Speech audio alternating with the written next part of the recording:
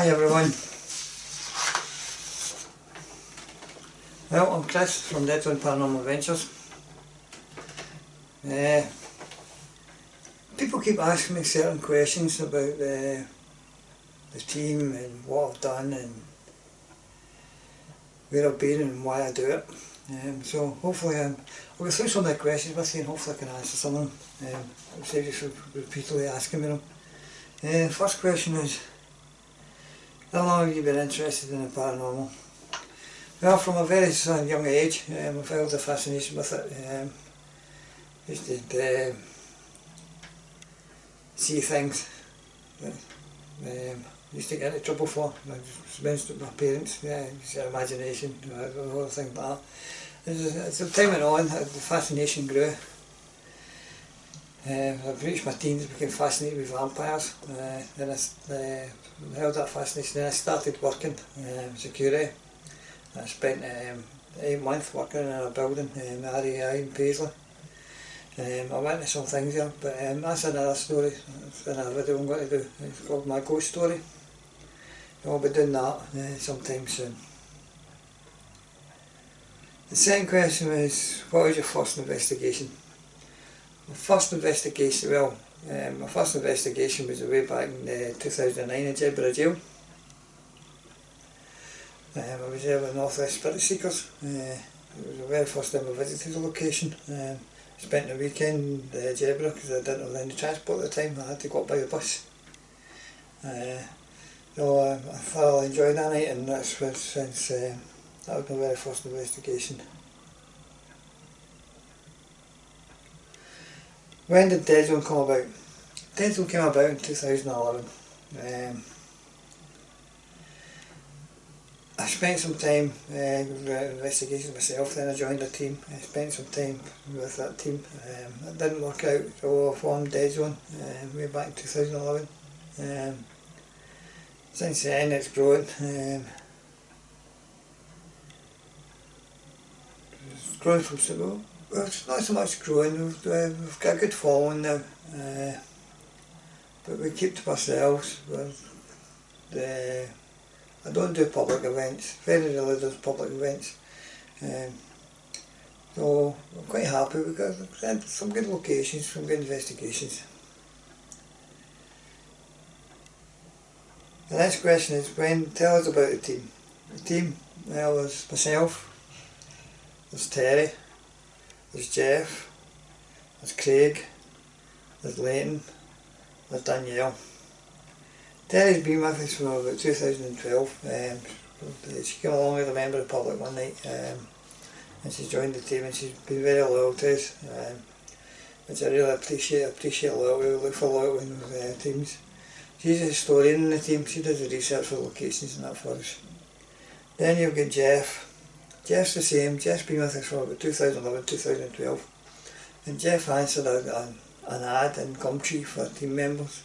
And he's been with us ever since. He's taken some time out over the years to follow different followings. But he's also been still kept in contact with us. Always turned out to be a good friend, Jeff has. And he's very, very loyal, and again we appreciate the loyalty. So he's back with us. Jeff does everything in the team. He recently did the theme tune for us. He does some research, he does investigating as well. Craig joined about 3 years ago. Craig's brilliant, very technically minded, very apt. Takes the things the way a dog takes the water. And he can turn his hand to anything. So we've got Craig. Then we've got Leighton. Leighton's joined the team just shortly after Craig joined. Leighton's learning, he's a brilliant lad, he's coming along, he's an investigator at the minute, but he's picking up with different things along the way. Danielle, I feel sorry for Danielle. Danielle joined just at the start of lockdown. Danielle's going to be a photographer within the team. What we're trying to do is pull our evidence together, join everything, join the dots, so to say, with photographs, voice recordings, any evidence we get, video evidence, and compile them into a report. We were looking for another team member to join us to do that report for us, to do the report writing, and then work closely with Danielle and the rest of the team. We're just getting into that practice of bringing everyone, getting in, taking notes and logging everything, and handing it over to one person, so one person can put it into a report, and we can provide reports not just for ourselves but for locations. We think it would be good for locations to get that. Then we'll get Annette. Annette drives me everywhere. Annette joined the team when she got a full licence. She joined along just to take me around places, locations and that, and she's sort of becoming interested in it, and Annette's a driver, and Annette finds a location for us as well. Where have you investigated? Oh, the list is endless. I'll mention a few of them. Edinburgh Vaults. We did Edinburgh Vaults way back in 2012, 2013. That was an interesting night. The thing that springs to mind there was I was sitting outside just across the vaults of a witch's coven they've set up, and I was sitting just outside there, myself and another team member. And to get into the vaults you go up through this flat and across the wooden floor. And while we were sitting there we heard footsteps across this wooden floor. We thought, oh well, we better go and investigate. Thinking it was someone from maybe the vaults coming in to make sure we were doing what we were supposed to be doing. So we went through into the flat, and all the doors in the flat were closed. And we went through, we found this one open, and you go into the room, and it's torture implements. It's all over the wall in displays. And we know ourselves that door was closed when we went in. Later on in the night when we were finished up, we asked if anyone had been in the flat, and the lad said no one had been in the flat. So that was a highlight of that night. Gulman Cove is in Edinburgh as well. It's a dwelling dug into the caves, dug into the stonework, the brickwork. Well, not so much brickwork, it's like a cave. The dwelling dug into the cave, which was a very interesting night we had there. Seaton Home, that's where Terry's first investigation with us was way back then, many years ago. It was another good night, that and a few friends with us.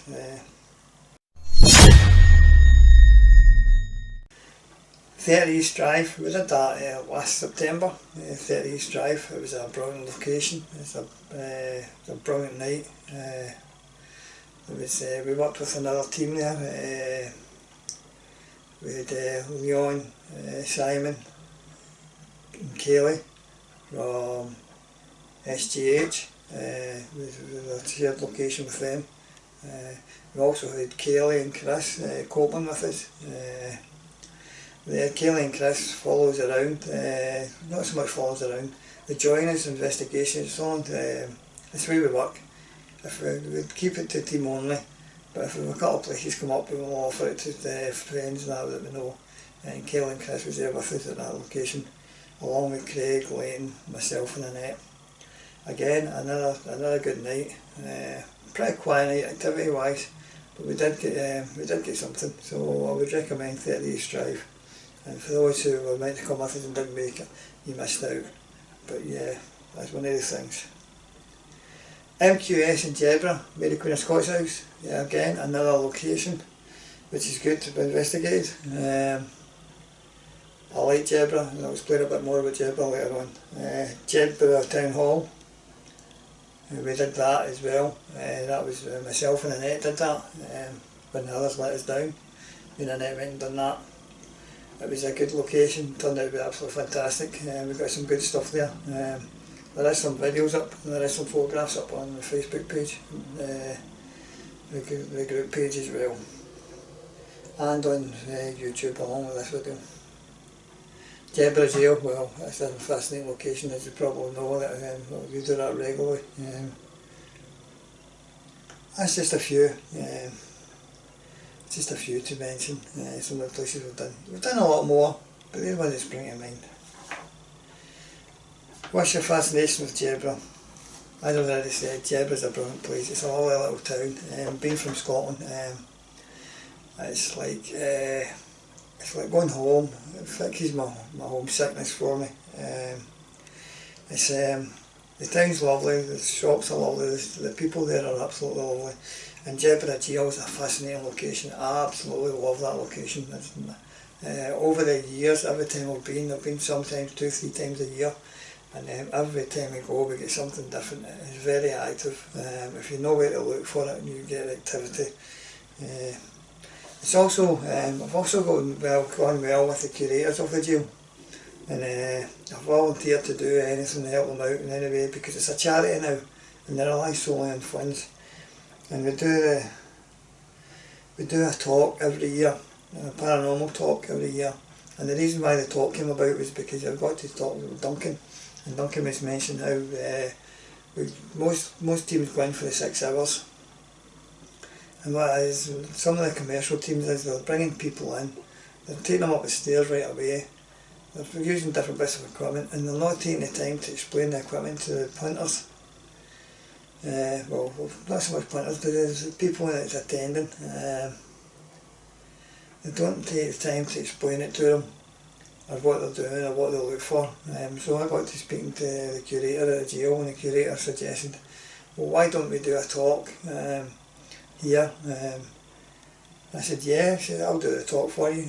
All the funds go towards Jedburgh Jail to help them out. So every year they advertise it. It's called Dead Science. And one of the things which you probably will help me with, if you're interested in it, we're thinking of doing a Zoom meeting. Because I haven't been able to do the talk, we're thinking of doing a Zoom meeting with the paranormal talk and presentation, and maybe through the talk. It's very interesting. It tells you the basics of what we look for, what it is, basically what a paranormal is, and what we look for, and how we go about finding it, and how to use the equipment. If there's some interesting, usually what we get there is we have the talk, and then the team gets to do an investigation. The last time we were there, I did the talk, it was 2 years ago. Yes, it was 2 years ago. It was cancelled last year due to COVID. There's a certain part of the location, it's called the mail block, and in the corner of the mail block, just before you come to the stairs, far end of the corridor, there's an in-shot, and someone's set up this for doing the seance or something like that there, or using a Ouija board there. So we, Craig was showing the public how to use how the Ouija board works, and the public was fascinated with it, and we were getting some interesting responses. So after the public left, we decided to go back in there, and Craig had to leave. Says he got a cold feeling up his back, as if someone put his hand on his back, and it was absolutely freezing, and they felt horrible, and they felt threatened. And so Craig had to leave, so we left with him. So we went back in later on. I wanted to go back in, so we went back in. And Kaylee had to leave as well. Kaylee had the same experience. So both of them had the same experience at the same location. It makes you wonder just exactly what was there. But it's an interesting location, and I'll go on a bit more about that location in a minute, later on. I'm going to discuss something else with you. What's my best experience? That's an interesting one. Paranormal wise, it has to be Shield Hill Castle in Biggar. I agreed to go up there with North West Spirit Seekers, and I said, because I was booked first, I asked for the most wanted room, the reportedly most wanted room in a hotel. So it's a lovely big location.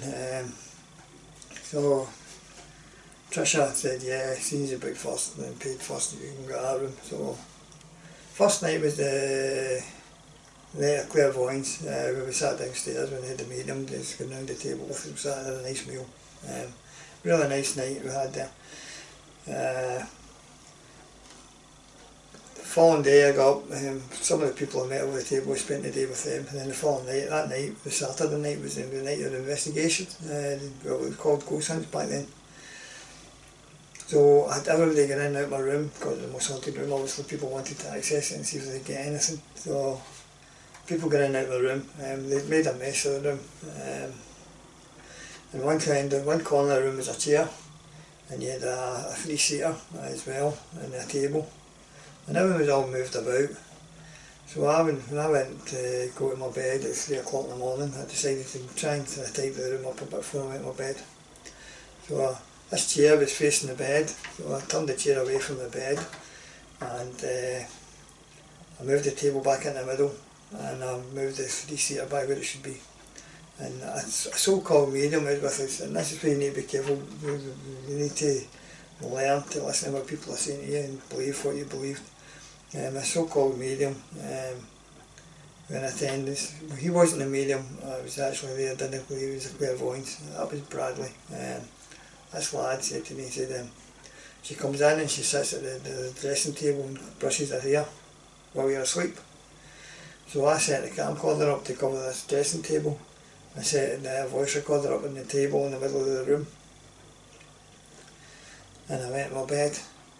At 5 o'clock in the morning, I was really awoken with someone poked me in the back. So I got up, started looking about the room, and I noticed the chair had been turned to face the bed. So I checked the room, not a soul in the room, so I never thought anything about it. I went back to my bed, couldn't sleep, so eventually I got up about 7 o'clock and downstairs for my breakfast. And the actual medium, Bradley, he was down there with having breakfast with Tricia, so I started with him and had my breakfast, and they said, "You look terrible, Chris, what's up?" And I explained to him what happened. And Bradley laughed. He said, "Chris," he said, "she actually comes and sleeps in the bed with you. He said, you must have moved over to the end of the bed, to the wrong side of the bed, and she pulls you in the back to move you." So that's the theory behind that. So I come home, I dismissed it. I thought, aye, right. I dismissed it, and I came home. I was getting changed, and my wife noticed a bruise in my back where I'd been poked. So that was an interesting place. Yeah. Another one is RAI in Paisley. I spent 8 months doing security work in there, and I witnessed and heard and experienced a lot of things in that building.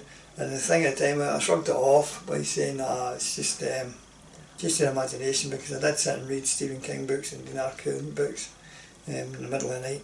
So the imagination was running wild. That's what I put it down to. But after I left, it became a nursing home. Friends of the family used to go up and say to my family, my sisters and things like that, did your Christopher ever tell you this? Did your Christopher ever tell you that? And they used to come back and say to me, and I could accept what they were saying to me. But that's another video I'm going to do later on. I'm going to do my ghost story later on. So we'll have that. That's to look forward to.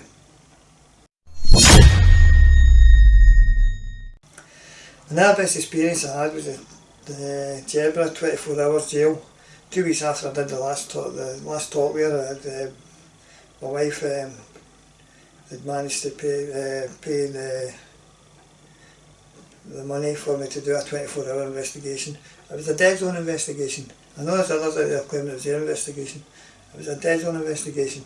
It was a one-off. It was arranged to us via the curators of the jail, because I'd helped them out that much. And I'd said to them one day, I would love to do a 24-hour. And said, well, we can arrange that for you. And they did. It was absolutely fantastic. Apart from, it's been mad since I'm doing it. It has been. It has been mad. I'll explain that to you later on. And I've met some nice people in it. I've met some great people doing this paranormal investigations within the community. Most of it's really nice. Most of the people in it are really nice. And the one particular that springs to mind is a lad called Tony Liddell. Tony's absolutely fantastic. He's absolutely brilliant. I got on well with him. He's down to earth, he's honest, and he's got the same ideas as what we have, and he's working with us to aim for the way we're trying, for the way it should be done, mythology and all that and things. What's your worst experience? Paranormal? None. I've not had any bad experiences paranormal wise. I've had some frightening experiences, but nothing really bad.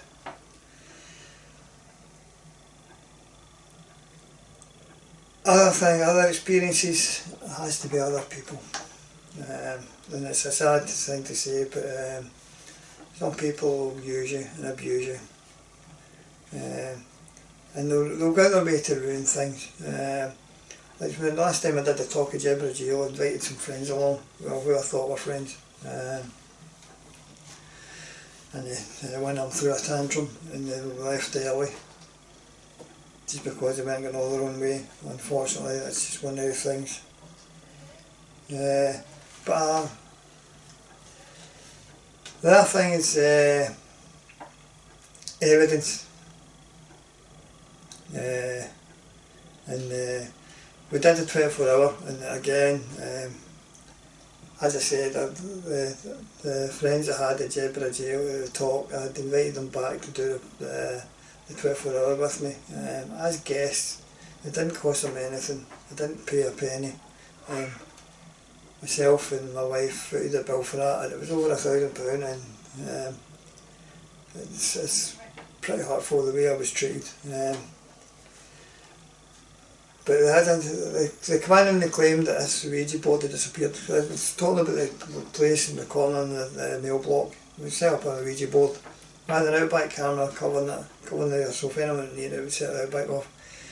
They had a CCTV system set up down the corridor. Couldn't get a camera in the corner, but we'd one down the corridor, covering the corridor. And they set up a camcorder with a mic covering the board as well, the opposite side. Later on in the night, they decided to go and check this board to see if anything was up, right? And they come back. They were in away for a while, and they come back, and they said that the board had moved. So we thought, oh great, fantastic, but they failed to come across with any proof that the board had moved. They said they can't download the image. And the outback camera, someone wiped the outback camera. The only photographs on the camera was the photographs of me taking the camera down, which after exploring the camera and experimenting with it, the only way the photos could have disappeared is someone's wiped it. So that was the downside to it, the failure to come across with evidence. And they're also claiming that the 24 hours was their investigation. I can't really deny that. And I can prove the fact that if you speak to Deadzone Jail, Deborah will say that it was myself, my wife and Deadzone that done the 24 hour. It's sad really, the fact that they've used it for their own personal gain. Why do you work with other teams? We work with other teams because the locations ask for so much money. They ask for a lot of money. Some locations, like so when we did Deadzone Jail 24 hour, it was £1,000, which obviously me and my wife paid. Some locations charge between £300 and £500.